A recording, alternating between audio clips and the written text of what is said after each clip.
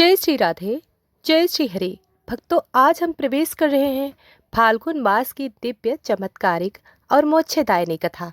यह वह मास है जिसमें स्वयं भगवान श्री हरि और राधा रानी की विशेष कृपा बरसती है।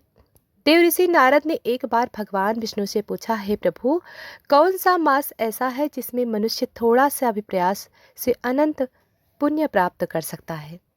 तब भगवान विष्णु मुस्कुराए और बोले, हे नारद, फाल्गुन मास में मेरा अत्यंत प्रिय है। आज उसी दिव्य संवाद का प्रथम अध्याय आपके समक्ष प्रस्तुत है। एक समय की बात है, देव ऋषि नारद जी लोकांतर में भ्रमण करते हुए वैष्णव लोक में पहुंचे। वहां उन्होंने देखा देवता, सिद्ध, गंधर्व, अप्सराएं सब अत्यंत आनंदित हैं। नारद जी ने आश्चर्य से पूछा, आज स्वर्ग में यह विशेष आनंद क्यों है? तब एक दिव्य बाणी गूंजी, फाल्गुन मास का आगमन हो चुका है। नारद जी तुरंत भगवान विष्णु के धाम में पहुंचे। वहां उन्होंने भगवान को पीतांबर धारण किए, शंख, चक्र, गदा, पद्म से सुशोभित देखा। नारद जी बोले, हे जगन्नाथ, कृपा कर बताइए, फाल्गुन मास की महिमा क्या है? भगवान बोले, हे नारद, जैसे ऋतुओं में बसंत ऋतु श्रेष्ठ है, वैसे ही महीनों में फाल्गुन श्रेष्ठ है। इस मास में किया गया स्नान, दान, जप, तप, व्रत सब 1000 गुना फल देता है। जो ब्रह्म मुहूर्त में उठकर पवित्र जल से स्नान करता है और ओम नमो भगवते वासुदेवाय का जप करता है, उसके जन्मों के पाप नष्ट हो जाते हैं। प्रिय भक्तजनों, भगवान आगे बोले, हे नारद, फाल्गुन मास में पृथ्वी पर बसंत ऋतु का आगमन होता है। वृक्षों में नए पत्ते आते हैं, फूल खिलते हैं और वातावरण सुगंधित हो जाता है। यह बाहरी परिवर्तन मनुष्य के भीतर भी होना चाहिए। जिस प्रकार वृक्ष पुराने पत्ते छोड़ देता है, उसी प्रकार मनुष्य को अपने पाप और बुराइयां त्याग देनी चाहिए। प्रिय भक्तजनों, भगवान ने कहा, जो मनुष्य फाल्गुन मास में गंगा, यमुना या किसी भी पवित्र नदी में स्नान करता है, उसे अश्वमेघ यज्ञ के समान फल प्राप्त होता है। यदि नदी उपलब्ध ना हो तो घर में गंगा जल मिलाकर स्नान करें। स्नान के समय यह प्रार्थना करें, हे माधव, मेरे तन, मन और आत्मा को शुद्ध कीजिए। नारद जी ने पूछा, हे प्रभु, क्या केवल स्नान ही पर्याप्त है? भगवान बोले, नहीं नारद, फाल्गुन मास भक्ति का मास है। जो मनुष्य भजन करता है, तुलसी अर्पित करता है और दूसरों को क्षमा करता है, वही सच्चा फाल्गुन साधक है। भगवान ने आगे कहा, इस मास में पूर्णिमा को होलिका दहन होता है। यह केवल एक उत्सव नहीं, बल्कि संदेश है, अहंकार रूपी होलिका का दहन और भक्ति रूपी प्रहलाद की विजय। भगवान बोले, हे नारद, जो मनुष्य श्रद्धा से फाल्गुन मास का महात्म्य सुनता है, उसके घर में सुख, समृद्धि, शांति आती है और अंत समय में वह मेरे धाम को प्राप्त करता है। नारद जी ने हाथ जोड़कर कहा, प्रभु, यह ज्ञान मैं पृथ्वी पर फैलाऊंगा। और वे पीड़ा बजाते हुए नारायण नारायण कहते हुए पृथ्वी लोक की ओर चल पड़े। भक्तों, यह था फाल्गुन महात्म्य का प्रथम अध्याय। अब अगले अध्याय में हम जानेंगे फाल्गुन मास के प्रथम दिवस का विशेष व्रत कथा। भक्तों, पिछले अध्याय में हमने जाना फाल्गुन मास की दिव्य उत्पत्ति और महिमा। अब हम प्रवेश कर रहे हैं उस पावन कथा में जो फाल्गुन मास के प्रथम दिवस के व्रत से जुड़ी है। यह कथा केवल एक व्रत की नहीं, बल्कि एक निर्धन भक्त के जीवन परिवर्तन की है। जिसने श्रद्धा से फाल्गुन के पहले दिन का व्रत किया, उसका भाग्य बदल गया। प्राचीन समय में एक नगर में धर्मदास नाम का एक ब्राह्मण रहता था। वह अत्यंत निर्धन था। घर में अन्न का अभाव था, वस्त्र फटे हुए और जीवन संघर्षों से भरा हुआ था। किंतु एक गुण उसमें अद्भुत था, उसकी भगवान श्रीहरि में अटूट आस्था थी। एक दिन वह मंदिर में बैठा ओम नमो भगवते वासुदेवाय का जप कर रहा था। तभी वहां एक वृद्ध संत आए। उन्होंने कहा, हे ब्राह्मण, कल से फाल्गुन मास आरंभ हो रहा है। यदि तुम पहले दिन का व्रत श्रद्धा से करोगे तो तुम्हारा भाग्य अवश्य बदलेगा। प्रिय भक्तजनों, धर्मदास ने विनम्रता से पूछा, गुरुदेव, मैं निर्धन हूँ, मैं व्रत कैसे करूँ? संत बोले, व्रत धन से नहीं होता, भाव से होता है।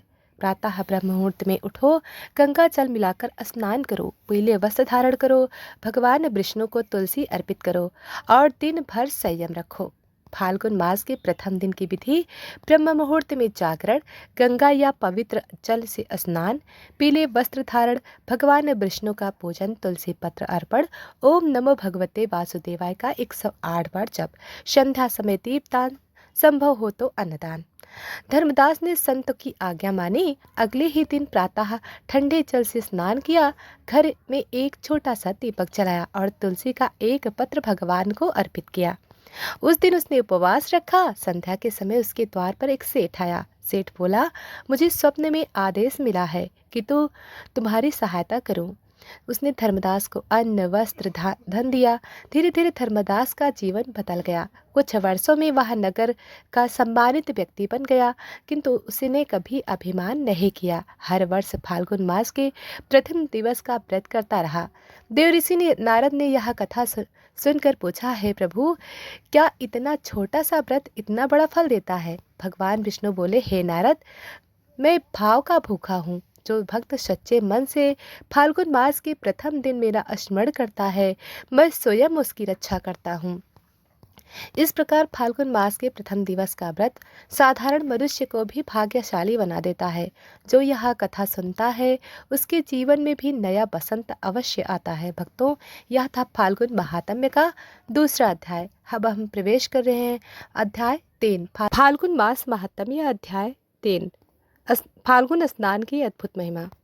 भक्तों, फाल्गुन मास का प्रत्येक दिवस मोक्ष का द्वार खोलने वाला है। पिछले अध्याय में हमने जाना प्रथम दिवस के व्रत का चमत्कार।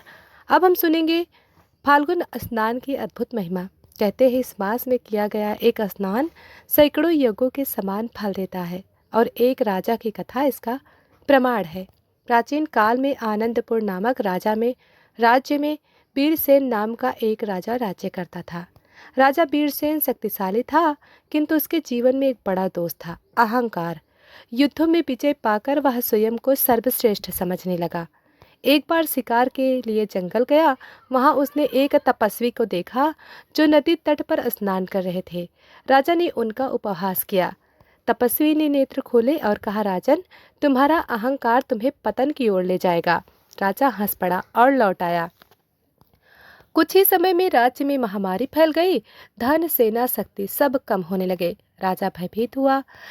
राजा उसी तपस्वी के पास गया और विनम्र होकर बोला, गुरुदेव, मुझे क्षमा करें, मेरे राज्य को बचाने का उपाय बताएं।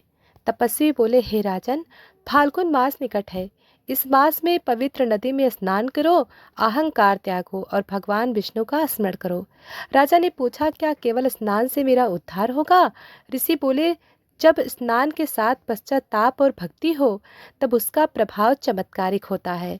फाल्गुन मास का प्रथम प्रभात सूर्य उदय से पहले राजा गंगा तट पर पहुंचा। राजा ने हाथ जोड़कर प्रार्थना की, हे माँ गंगे, मेरे पाप को धो दो, मेरा अहंकार हर लो। उसने 3 बार डुबकी लगाई और हर डुबकी के साथ उसका मन हल्का होने लगा। जैसे ही स्नान पूर्ण हुआ, आकाश से पुष्प वृष्टि हुई। दिव्य बाणी आई, हे राजन, तुम्हारा अहंकार नष्ट हुआ, तुम्हारे राज्य में पुनः सुख आएगा। कुछ ही दिनों में महामारी समाप्त हो गई। राज्य में समृद्धि लौट आई। राजा वीरसेन ने हर वर्ष फाल्गुन स्नान का व्रत संकल्प लिया और प्रजा को भी प्रेरित किया। देव ऋषि नारद ने पूछा, हे प्रभु, क्या सचमुच स्नान इतना प्रभावी है? भगवान विष्णु बोले, हे नारद, फाल्गुन मास में स्नान केवल शरीर की शुद्धि नहीं, मन और आत्मा की शुद्धि है। जो भक्त श्रद्धा से फाल्गुन में गंगा, यमुना या किसी पवित्र जल में स्नान करता है, उसे मेरे धाम की प्राप्ति होती है। ब्रह्म मुहूर्त में उठे, गंगा जल मिलाकर स्नान करें। स्नान के समय मंत्र ओम नमो नारायणाय। स्नान के बाद दीप जलाएं, तुलसी पत्र अर्पित करें। प्रिय भक्तजनों, जो मनुष्य फाल्गुन मास में कम से कम एक बार भी सच्चे मन से स्नान करता है, उसके जीवन के कष्ट कम होते हैं, अहंकार जलता है और भक्ति जागती है। तो भक्तों, यह था फाल्गुन महात्म्य का अध्याय 3। अब हम जानेंगे तुलसी पूजन की महिमा और एक रानी की अद्भुत कथा। प्रिय भक्तजनों, फाल्गुन मास केवल स्नान और व्रत का मास नहीं, यह प्रेम और भक्ति का भी मास है। और इस भक्ति का सबसे सरल, सबसे मधुर मार्ग है तुलसी पूजन। आज हम जानेंगे तुलसी माता की महिमा और एक रानी की अद्भुत कथा, जिसने फाल्गुन मास में तुलसी पूजा कर अपने जीवन को अंधकार दूर किया। प्राचीन काल में सौम्य नगर नामक राज्य में सुवर्णा नामक एक रानी रहती थी। वह अत्यंत सुंदर दयालु थी, किंतु उसमें के जीवन में एक दुख था, उसे संतान सुख प्राप्त नहीं था। राजा और रानी ने अनेक यज्ञ किए, दान किए, तीर्थ यात्रा की, परंतु फल नहीं मिला। एक दिन राजमहल में एक वृद्ध तपस्वी साध्वी आई। उन्होंने रानी से कहा, हे पुत्री, फाल्गुन मास निकट है। इस मास में तुलसी माता का पूजन करो। तुलसी भगवान श्री हरि को अत्यंत प्रिय है। जहाँ तुलसी है वहाँ स्वयं विष्णु निवास करते हैं। पुराणों में कहा गया है, तुलसी केवल एक पौधा ही नहीं, वह स्वयं लक्ष्मी का स्वरूप है। भगवान विष्णु बिना तुलसी के भोग स्वीकार नहीं करते। फाल्गुन मास में तुलसी को जल अर्पित करना, दीप जलाना और परिक्रमा करना अत्यंत पुण्यदायक माना गया है। रानी सुवर्णा ने फाल्गुन मास के प्रथम दिन से प्रतिदिन प्रातः स्नान कर तुलसी के समक्ष दीप जलाना प्रारंभ किया। वह कहती, हे तुलसी माता, यदि मैं सच्चे मन से आपकी सेवा कर रही हूँ तो मुझे मातृत्व का सुख दीजिए। हर दिन 108 बार ओम नमो भगवते वासुदेवाय का जप करती। फाल्गुन पूर्णिमा की रात रानी ने स्वप्न देखा। एक दिव्य बालक तुलसी वृंदावन के पास खेल रहा है। आकाशवाणी हुई, हे सुवर्णा, तुम्हारी भक्ति से प्रसन्न होकर भगवान ने तुम्हें पुत्र रत्न देने का आशीर्वाद दिया। कुछ ही समय में रानी को पुत्र प्राप्त हुआ। पूरा राज्य आनंद से भर गया। राजा ने घोषणा की, हर वर्ष फाल्गुन मास में तुलसी पूजन अवश्य किया जाएगा। देवऋषि नारद ने पूछा, हे प्रभु, तुलसी इतनी प्रिय क्यों है? भगवान विष्णु बोले, हे नारद, तुलसी भक्ति का प्रतीक है। जो फाल्गुन मास में तुलसी को जल अर्पित करता है, दीप जलाता है और श्रद्धा से परिक्रमा करता है, उसके जीवन की सारी बाधाएं दूर हो जाती हैं। प्रिय भक्तजनों, प्रातः स्नान करें, तुलसी के पास दीप जलाएं, जल अर्पित करें, 11 या 108 बार परिक्रमा करें, मंत्र जप करें, ओम नमो नारायणाय। फाल्गुन मास में तुलसी पूजन करने वाला व्यक्ति धन, संपत्ति, शांति और भक्ति चारों फल प्राप्त करता है। जो यह कथा सुनता है उसके घर में सुख और मंगल बना रहता है। भक्तों, यह था फाल्गुन मास का चौथा अध्याय। फाल्गुन मास में अन्नदान की महिमा और एक निर्धन स्त्री की अद्भुत कथा। कमेंट में लिखें, तुलसी माता की जय। प्रिय भक्तजनों, अब हम प्रवेश कर रहे हैं अध्याय 5। भक्तों, फाल्गुन मास केवल भक्ति का ही नहीं, सेवा का भी मास है। और सेवा में सबसे श्रेष्ठ क्या है? अन्नदान। कहा गया है, अन्नदानम परम दानम, अर्थात सभी दानों में अन्नदान सर्वोत्तम है। आज की कथा एक निर्धन स्त्री की है जिसने फाल्गुन मास में एक मुट्ठी दान दिया और उसका जीवन चमत्कार से भर गया। एक छोटे से गांव में गौरी नाम की एक वृद्ध स्त्री रहती थी। वह अत्यंत गरीब थी, दिन भर मजदूरी करती, तब कहीं जाकर तो वक्त का भोजन मिलता। फाल्गुन मास का प्रारंभ हुआ। गांव में कथा हो रही थी। एक संत ने कहा, हे ग्रामवासियों, फाल्गुन मास में जो अन्नदान करता है उसे अक्षय पुण्य प्राप्त होता है। उसके घर कभी अन्न की कमी नहीं रहती। गौरी यह सुनकर चिंतित हुई। उसके पास तो बस एक मुट्ठी चावल था जो अगले दिन के भोजन के लिए रखा था। रात भर वह सोचती रही, क्या मैं यह चावल दान कर दूं तो कल क्या खाऊंगी? फिर उसने मन में कहा, यदि भगवान पर विश्वास है तो डर कैसा। अगली सुबह हुआ, उस एक मुट्ठी चावल को लेकर मंदिर पहुंची। हाथ जोड़कर बोली, हे प्रभु, यह थोड़ी सी भेंट स्वीकार करें, मेरे पास देने को कुछ भी नहीं है। संत ने यह चावल स्वीकार किया, आशीर्वाद दिया, माता तेरा घर कभी खाली नहीं रहेगा। उस दिन गौरी घर लौटी तो देखा उसकी झोपड़ी के बाहर अन्न की बोरी रखी थी। पास में एक पत्र था, एक अज्ञात दाता की ओर से। गौरी की आंखों में आंसू आ गए। धीरे धीरे उसका जीवन सुधर गया। वह हर वर्ष फाल्गुन मास में अन्नदान करने लगी। देवऋषि नारद ने भगवान से पूछा, हे प्रभु, क्या एक मुट्ठी अन्न इतना फल देता है? भगवान विष्णु बोले, हे नारद, दान वस्तु का नहीं, भाव का होता है। फाल्गुन मास में जो मनुष्य भूखे को अन्न देता है वह मुझे ही अन्न देता है और मैं उसके जीवन को कभी अभाव से नहीं भरता। फाल्गुन मास में कम से कम एक दिन अन्नदान करें। ब्राह्मण गरीब जरूरतमंद को भोजन कराएं।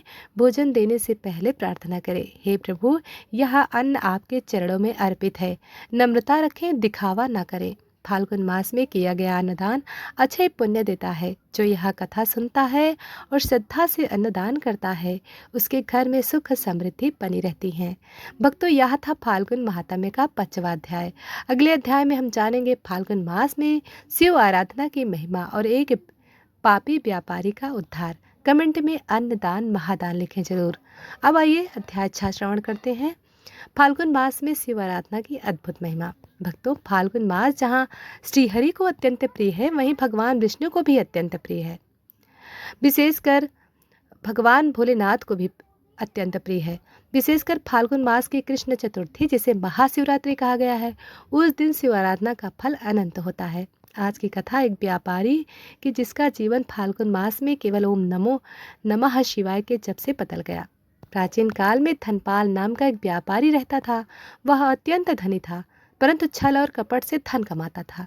गरीबों का शोषण करता, झूठ बोलता और अन्न दान से दूर रहता।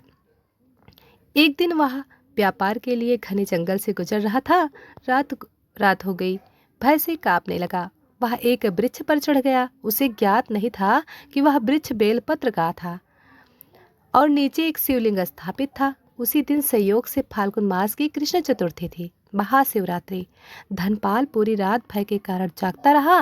जागते जागते वह बेलपत्र तोड़कर नीचे गिराता रहा, ताकि जंगली जानवर पास न आए। वह अनजाने में शिवलिंग पर बेलपत्र अर्पित कर रहा था। भूख के कारण उसने उपवास भी कर लिया। प्रातःकाल एक साधु वहां पहुंचे। उन्होंने कहा, हे व्यापारी, तुम्हारा जीवन आज बदल गया। तुमने अनजाने में ही फाल्गुन मास की शिवरात्रि का व्रत कर लिया। रात्रि जागरण, उपवास और बेलपत्र अर्पण सब पूर्ण कर लिया। धनपाल आश्चर्यचकित हुआ। साधु बोले, शिव करुणामय है, वे भाव देखते हैं। आज से तुम्हारे पाप छेड़ हो गए। उस दिन से धनपाल ने ईमानदारी से व्यापार करना शुरू किया, दान देना प्रारंभ किया। हर वर्ष फाल्गुन मास में शिव आराधना करने लगा। देव ऋषि नारद ने पूछा, हे प्रभु, क्या अनजाने में की गई पूजा भी फल देती है? भगवान बोले, हे नारद, फाल्गुन मास में शिव और मैं दोनों विशेष रूप से प्रसन्न रहते हैं। जो भक्त श्रद्धा से ओम नमः शिवाय का जप करता है, उसके जीवन के सारे पाप धीरे धीरे नष्ट हो जाते हैं। प्रातः स्नान, शिवलिंग पर जल या दूध अर्पित करें, बेलपत्र चढ़ाएं, मंत्र जपें ओम नमः शिवाय 108 बार। संभव हो तो रात्रि जागरण करें। फाल्गुन मास में शिवाराधना करने वाला भक्त भय, रोग और पाप से भी मुक्त हो जाता है। जो यह कथा सुनता है, उसके जीवन में भी शिव कृपा बनी रहती है। भक्तों, यह था फाल्गुन महात्म्य का 6वां अध्याय। अब हम अगले अध्याय में जानेंगे फाल्गुन मास की एकादशी व्रत महिमा और उसकी अद्भुत फल। कमेंट में हर हर महादेव जरूर लिखें। अब हम प्रवेश कर रहे हैं अध्याय 7। भक्तों, फाल्गुन मास में आने वाली एकादशी अत्यंत पुण्यदायी मानी गई है। कहा गया है, एकादशी का व्रत सैकड़ों यज्ञों से भी बढ़कर फल देता है। आज की कथा एक क्रूर राजा की है, जिसका हृदय फाल्गुन एकादशी के व्रत से बदल गया। प्राचीन काल में रतनगढ़ नामक राज्य में चंद्रकेतु नाम का एक राजा राज्य करता था। राजा अत्यंत पराक्रमी था, किंतु क्रोधी और कठोर स्वभाव का था।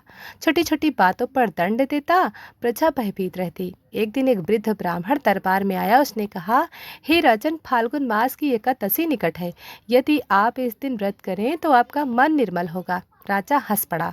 क्या एक दिन का उपवास मेरा स्वभाव बदल देगा? ब्राह्मण बोला, यह साधारण दिन नहीं, भगवान विष्णु का प्रिय दिवस है। जिज्ञासा बस राजा ने व्रत रखने का निश्चय किया। एकादशी के दिन प्रातः स्नान कर विष्णु मंदिर गया। उसने पहली बार नम्रता से प्रार्थना की, हे प्रभु, यदि मेरे भीतर कोई कठोरता है तो उसे दूर कीजिए। दिन भर उसने अन्न ग्रहण नहीं किया। रात्रि में भजन और कीर्तन किया। रात्रि के अंतिम प्रहर राजा ने स्वप्न देखा। वह अंधकारमय मार्ग पर चल रहा है, उसके पाप उसे बांध रहे हैं। तभी एक दिव्य प्रकाश प्रकट हुआ। भगवान विष्णु ने कहा, हे चंद्रकेतु, आज के व्रत से तुम्हारे पाप छिड़ हो गए। अब धर्म के मार्ग पर चलो। सुबह होते ही राजा का हृदय बदल चुका था। उसने अन्याय पूर्ण कर समाप्त किए, गरीबों को दान दिया और प्रजा के साथ सौम्यता से व्यवहार किया। देवर्षि नारद ने पूछा, है प्रभु, एकादशी का रहस्य क्या है?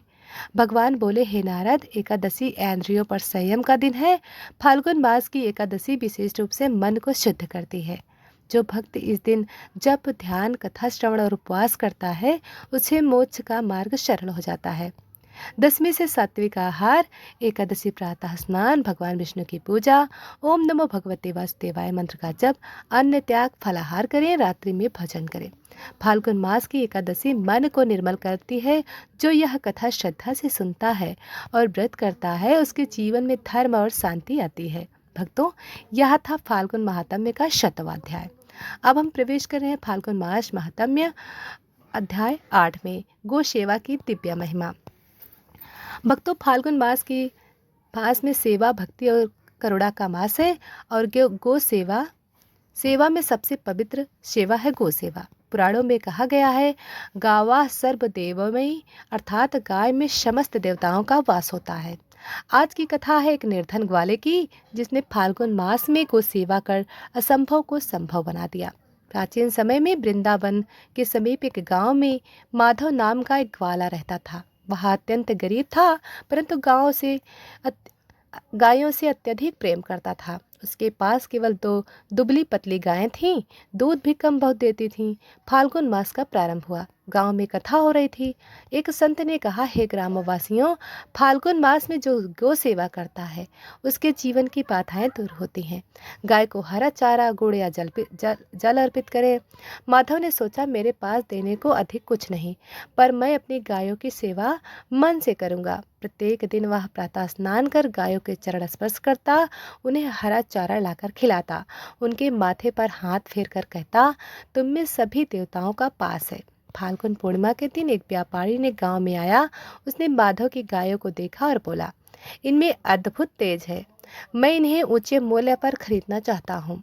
माधव ने विनम्रता से कहा, ये मेरे परिवार समान है, मैं इन्हें नहीं बेच सकता।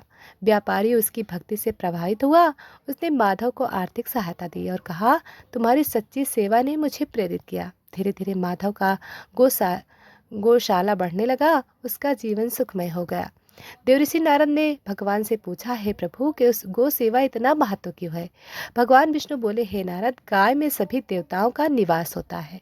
फाल्गुन मास में जो भक्त गाय की सेवा करता है उसे धर्म, अर्थ, काम और मोक्ष चारों पुरुषार्थ प्राप्त होते हैं। प्रिय भक्तजनों, प्रातः स्नान कर गाय को प्रणाम करें, हरा चारा, गुड़ या जल अर्पित करें, गाय के चारों ओर परिक्रमा करें, मंत्र जप करें, ओम श्री गो मात्रे नमः। संभव हो तो गौशाला में दान करें। फाल्गुन मास में सेवा अक्षय पुण्य फल देती है। जो यह कथा सुनता है और श्रद्धा से गो सेवा करता है, उसके जीवन में सुख और शांति बनी रहती है। भक्तों, यह था फाल्गुन महात्म्य का अध्याय 8। अब हम प्रवेश कर रहे हैं फाल्गुन मास महात्म्य अध्याय 9 में, फाल्गुन मास में श्री राधा रानी पूजन की महिमा। जय श्री राधे। फाल्गुन मास प्रेम का मास है और प्रेम अधिष्ठात्री हैं श्री राधा रानी। वृंदावन में ललिता नाम की एक कन्या रहती थी। वह श्री राधा की अनन्य भक्त थी। फाल्गुन मास में प्रतिदिन वह राधा रानी को पुष्प अर्पित करती, राधा नाम जपती। उसके जीवन में अत्यधिक कष्ट थे, परिवार में कलह, आर्थिक तंगी। फाल्गुन पूर्णिमा की पूर्व रात्रि उसने स्वप्न हुआ। राधा रानी ने कहा, हे पुत्री, तुम्हारा प्रेम मुझे प्रिय है, तुम्हारे जीवन में अब शांति आएगी। कुछ ही समय में उसके घर की स्थिति सुधर गई। प्रिय भक्तजनों, जो फाल्गुन मास में राधे राधे नाम जप करता है उसके जीवन में प्रेम और सौभाग्य आता है।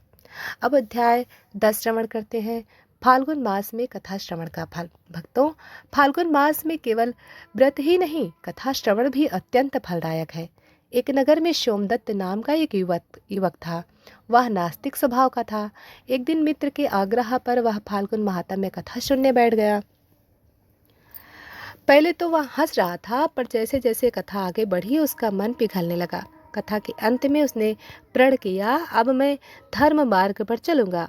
धीरे धीरे उसका जीवन बदल गया, व्यसन छूट गया, परिवार में सुख आया। फाल्गुन मास में कथा श्रवण मन को शुद्ध करता है और जो श्रद्धा से सुनता या कहता है उसके पाप छिड़ होते हैं। प्रिय भक्तजनों, अध्याय 11, द्वादशी सेवा और दीपदान की महिमा। जय श्री विष्णु। एकादशी के बाद आने वाली द्वादशी सेवा और दान का दिन है।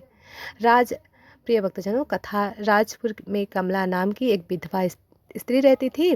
वह अत्यंत गरीब थी। फाल्गुन मास में द्वादशी को उसने एक छोटा सा दीपक जलाया और भगवान विष्णु के मंदिर में रख दिया।